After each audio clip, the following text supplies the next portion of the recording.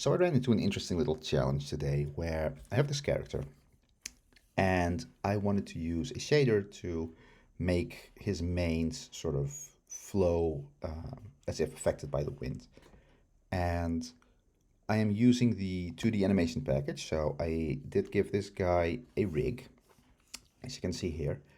And I want to affect just the vertices in the geometry right here. And I didn't want to have to use a separate like texture for a mask. I wanted to use the vertex colors. The problem, however, is that once you generate this geometry here, you can't add vertex colors on top of that. There's no tools for that.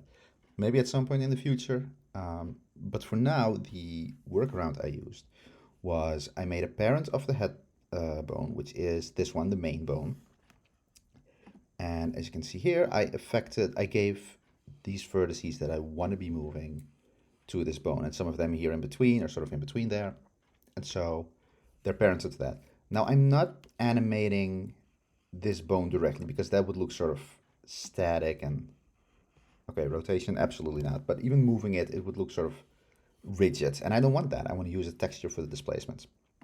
So what I did instead is I wrote a little script here, bone weights to vertex colors, that can map the influence of a bone to a vertex color channel.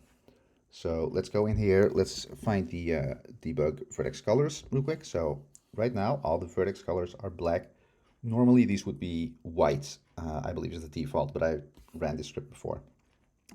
So what I want to do is I named this bone main. Does it show up anywhere? It does, main. So it's not case sensitive, so I can say let's map it to the red channel. And I can have it run automatically on start or awake, or I can go here into the context menu and say generate vertex color data. And as you can see, now the red has been assigned right there. And to give you a more full picture, let's assign the head bone to the green channel. And we can see the full thing here. You can see that in the middle, they are being added together. You get the sort of yellow shade. I don't need the head, so let me just generate that one more time.